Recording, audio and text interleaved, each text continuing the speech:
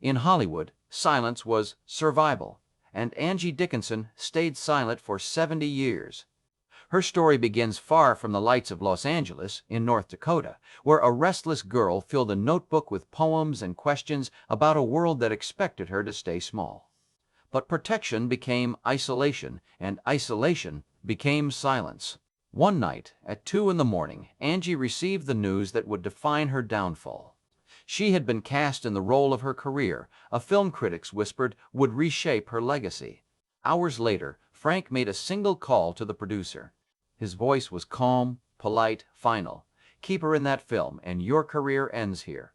By sunrise, the role was gone. No confrontation, no explanation, just silence.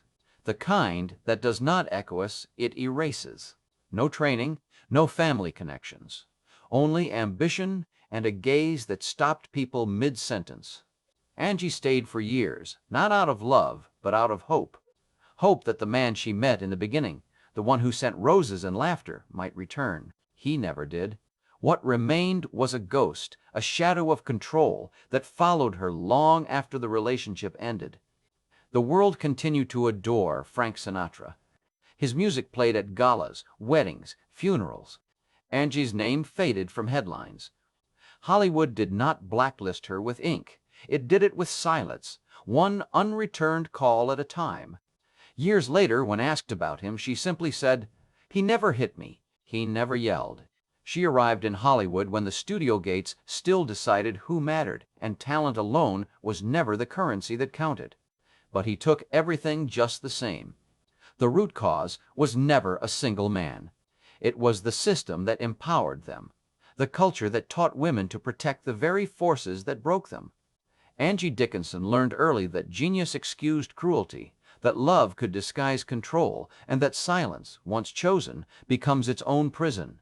By the early 1970s, Angie Dickinson had learned that survival in Hollywood was not about talent. It was about endurance. Each year, her roles grew smaller, the scripts thinner, and the applause quieter. But what came next was not failure. It was erasure. His name was Jack Webb. By the time the cameras adored her, the game had already turned. To the public, he was a visionary, a director who brought realism to American television. To Angie, he became the embodiment of how quiet power could destroy without a single word. Their story began as a professional opportunity. Jack was developing a new crime series, something modern, sharp, and bold. Angie, fresh from a successful film, was invited to audition for a recurring role. The meeting was formal, framed by walls lined with awards and photographs of famous faces who owed him their success. Jack spoke with confidence, the rhythm of a man who expected to be obeyed. He told her she had something rare, something undeniably cinematic. His words were measured, his smile precise. Angie left believing the role was hers. Behind every invitation, every dinner, every role, there was a man who held the key to her future, and the price was silence. That night, her agent called to say everything looked perfect. The part would be confirmed in the morning. But morning brought silence. Hours passed. Then a single message arrived. Not from Jack, but from one of his producers. The role was no longer available. No reason, no apology, just finality. At first, Angie assumed there had been a scheduling issue. She learned early that in this world, men did not simply love or mentor, they possessed. Perhaps the studio had changed direction, but then, one by one, her other opportunities began to disappear. 3 projects, already in preparation, vanished within 24 hours. Meetings she had confirmed were suddenly postponed indefinitely. Her calls went unanswered. Her agent could not explain. The silence was too coordinated to be coincidence. Days later, a friend in production whispered the truth. Jack had made an advance. It had not been vulgar, not even explicitane, just a suggestion, a quiet test of obedience. Angie had declined, thinking professionalism would protect her. They built her, branded her, and when she refused to yield, they dismantled her quietly. But in Hollywood, a woman's refusal was never just personal. It was political. Jack did not confront her. He did not shout. He simply erased her. For the next year, Angie watched her career dissolve in real time. Casting lists no longer included her name. Studio executives who once called her darling now avoided eye contact at industry parties. Reporters stopped requesting interviews. It was as if she had vanished between one magazine issue and the next. For years, the magazines called her lucky. The press speculated she had chosen to take a break, perhaps to rest, perhaps to focus on family. No one questioned the narrative.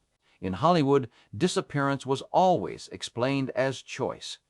Jack Webb, meanwhile, thrived. His shows dominated the ratings, his influence expanded. When he appeared at award ceremonies, the applause was thunderous. He was hailed as a pioneer who brought integrity to television. No one asked what integrity meant when it was built on silence. Angie remained invisible. Her silence became her reputation, difficult, unreliable, withdrawn. They printed stories of romance, devotion, and effortless glamour. The language of exile was polite, but its consequences were brutal. In private, she began to understand that what had happened to her was not unique. It was a pattern. She heard whispers at industry gatherings, stories traded between women who spoke in cautious metaphors. One actress said, "He stopped calling after I said no." Another admitted she was told to be more cooperative if she wanted to work again. Their experiences differed in detail but shared the same ending: erasure. Hollywood had perfected its punishment. No scandals, no headlines, no confrontations, just silence. For every man accused, there were a dozen women who vanished without explanation. No one asked why her name began to disappear from casting lists or why interviews suddenly stopped. And for each woman who vanished, there was a story the world never learned. Angie carried that knowledge like a secret file. She did not speak out, not because she was afraid, but because she knew no one would listen. In an era when men controlled the studios, the press, and the money, truth was a currency only they could afford to spend. She adapted. She accepted smaller roles, the ones no one else wanted. She appeared in television dramas that required no glamour, only endurance. She played mothers, victims, women whose pain existed only to move the story forward. It was not the career she once imagined, but it was survival. Years passed. Now, at 93, she has decided that survival is no longer enough. They saw the smile. They did not see the exile. Jack Webb's legacy grew. When he died in 1982, the obituaries praised his vision and discipline. They called him a perfectionist. They did not mention the women who paid for that perfection. Angie read the news in silence. She did not cry. She did not curse. She simply remembered. Because memory was the only justice left to her. In time, that memory turned from grief into understanding. In the official record, Angie Dickinson took a step back. She realized that what had destroyed her was not one man's decision, but the system that allowed Itawan, an industry designed to protect power at any cost. And yet, she did not disappear completely. The public forgot, but she endured, carrying herself with the same composure she had mastered decades earlier. She smiled in interviews, spoke kindly about the industry that had betrayed her, and refused to let bitterness define her. But behind every quiet smile was the exhaustion of someone who had survived an invisible war. At night, alone in her apartment, she sometimes replayed the silence, the phone calls that never came, the scripts that stopped arriving. Each absence was its own sentence, a reminder of how easily the world could decide someone no longer existed. Still, she did not break. Her endurance became its own form of rebellion. Because in a world where men destroyed careers with a whisper, simply staying alive was defiance. In reality, the system pushed her out. Angie Dickinson never accused Jack Webb publicly. She did not need to. Her silence, once weaponized against her, had become testimony of its own. Now, at 93, she speaks not to destroy reputations, but to document the truth. The punishment was never loud. It was not scandal or outrage.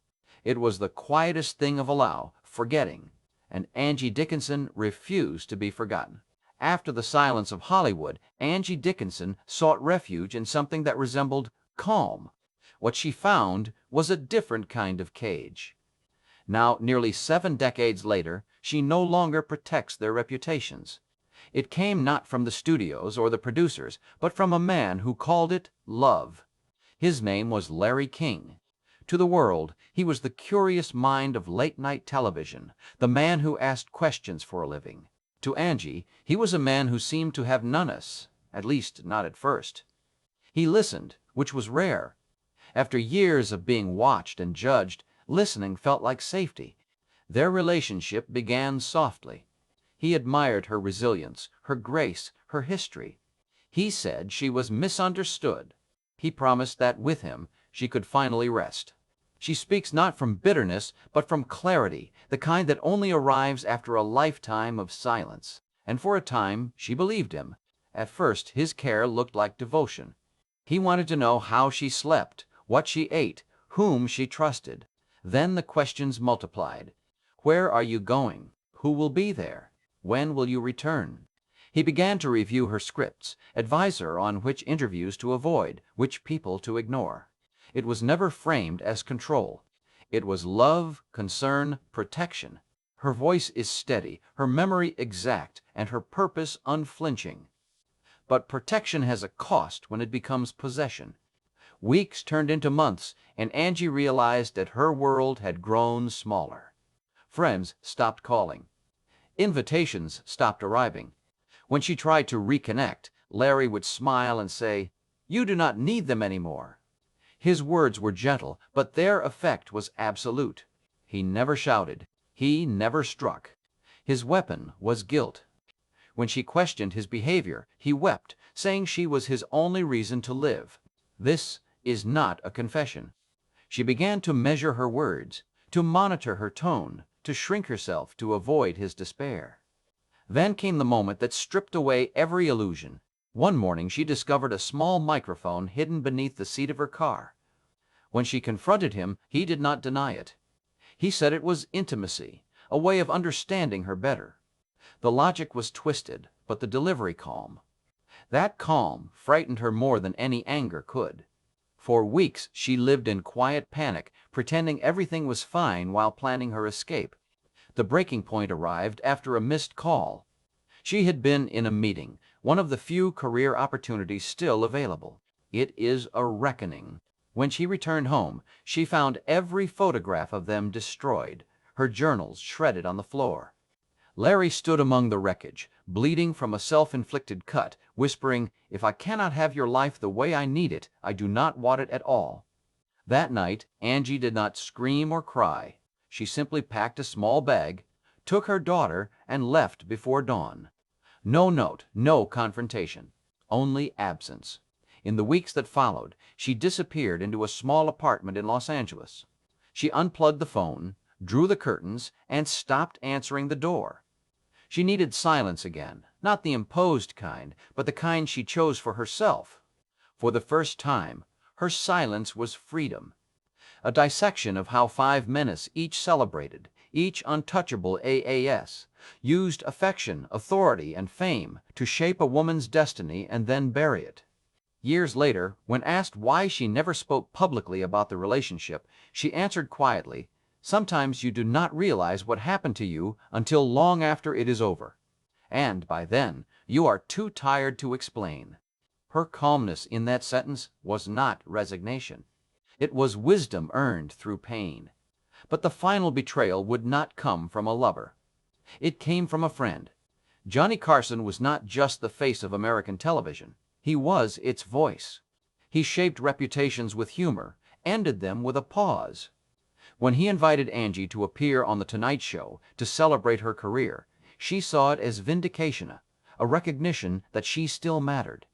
The studio lights were blinding. But behind the glamour and the excuses, what mechanisms are really driving this crisis? The applause was thunderous. For the first time in years, she felt seen. But beneath the warmth of the spotlight, another narrative was unfolding. Earlier that day, Johnny had been shown an unreleased clipping, an old interview in which Angie had mentioned a disgraced producer she once worked with. The footage was never aired, but in the wrong hands, it could have reignited scandal. Johnny buried it, not to protect her, but to control the moment. As they embraced for the camera, he leaned in and whispered, "I just saved you from being humiliated. Do not make me regret it." The audience laughed, unaware of the warning disguised as charm. To them, it was a playful exchange between friends. For decades, she smiled through betrayal, played by the rules of men who owned the system, and endured the kind of wounds that never reached the tabloids. We will analyze every detail, from the first manipulation to the irreversible damage, to see how the entertainment world truly works, and how an icon, long forgotten, redefines what power means. To Angie, it was the final lesson. Even her silence could be staged. After that night, her phone went quiet again. No new scripts.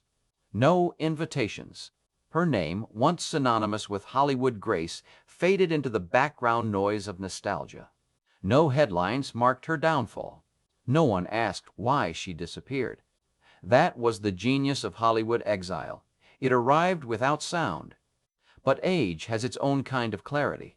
Now, at 93, Angie speaks not to accuse, but to reclaim. Tonight, Angie Dickinson breaks her silence. Each name she utters is not an attack, but a recorda, a restoration of memory stolen by others. Her reckoning is not about vengeance. It is about truth. Because every woman who disappears leaves behind a question: who decided she should be forgotten? The climax of her story is not an explosion of anger, but the quiet act of remembering out loud. She sits by the window, the afternoon light washing her face, and she says the names one by one. Each syllable carries decades of silence. When she finishes, she does not look victorious. She looks free. For the first time in her life, the silence belongs to her. The question is not why she waited. Time has a way of revealing what fame conceals. At 93, Angie Dickinson is no longer the shimmering vision the world once adored. The red carpets are gone, the flashbulbs have faded, and her voice trembles when she speaks. But when she does, every word carries the weight of a century. The woman who once defined elegance now defines endurance. Her story is not about tragedy. It is about survival. She lived through an era when silence was demanded, and she turned that silence into a mirror reflecting the cost of obedience. For years, people asked why she never wrote a memoir, never exposed those who betrayed her. The answer is simple. The world was not ready to listen.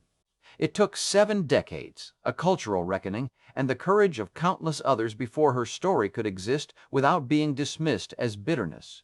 The question is, why the world took so long to listen. Angie's life, when seen in full, is not a tale of downfall. It is an anatomy of an industry, one that rewarded power, punished defiance, and called its cruelty glamour. She was not destroyed by it. She was defined in opposition to it.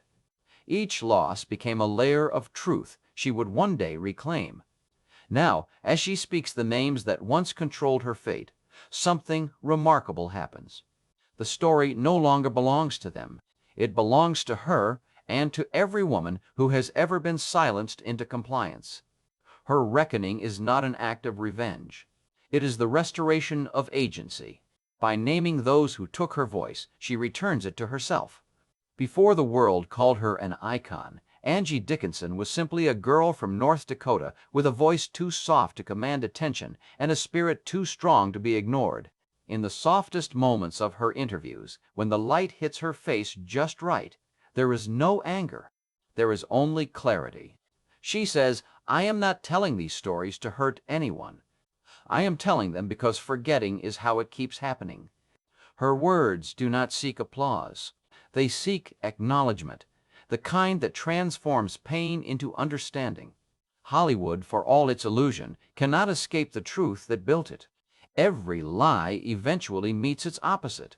Every silence eventually breaks. Angie Dickinson's story is proof that time does not erase injustice. It only delays its exposure. When she arrived in Los Angeles, Hollywood was not a dream. It was a labyrinth. In the end, she leaves behind no manifesto, no speech, no demand. only a reminder that the cost of silence is always higher than the price of truth. The camera lingers on her face one last time. Her eyes, once the subject of endless adoration, now hold something stronger than beauty. Show. Peace. And as the screen fades to black, her voice remains. If my story reaches someone who feels that same quiet fear, maybe they will find the courage to speak sooner than I did. The reckoning is not just hers. It belongs to everyone who has ever been told to stay quiet. If her voice moves you, share it. Because behind every shining star, there are stories the world was never meant to remember. And Angie Dickinson has decided that forgetting is no longer an option. Every door that opened came with a condition. Every compliment carried a cost. Then came Burt Bacharach. To the world, he was the golden composer, the man whose melodies defined romance for an entire generation. To Angie, he was the promise of stability, the kind of brilliance that could protect her from the chaos of fame. But tonight, the curtain lifts. When they met, the connection felt cinematican, two stars orbiting each other, luminous and inevitable. The tabloids called it destiny. Angie believed it might be. In the beginning, there were moments that belonged to the movies. Candlelight dinners, premieres, whispered plans about family and art. She believed she had found both a partner and an equal. But love in Hollywood is rarely an equal exchange. Burt's world revolved around music, precision, and control. Angie's revolved around empathy, spontaneity, and presence. Their marriage began to fracture under the quiet collision of those differences. 5 namesake, Burt Bacharach, Frank Sinatra, Jack Webb, Larry King, and Johnny Carson will finally be spoken, not as headlines, but as history. Late-night sessions replaced late-night conversations. His genius, as the press called it, became her solitude. She told herself that was the price of brilliance, that to love a man like Burt meant accepting the absence that came with him. Then Nikki was born.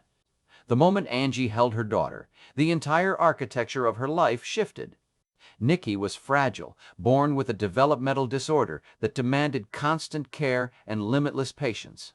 Angie turned down film after film, slipping from the public eye to become her daughter's anchor.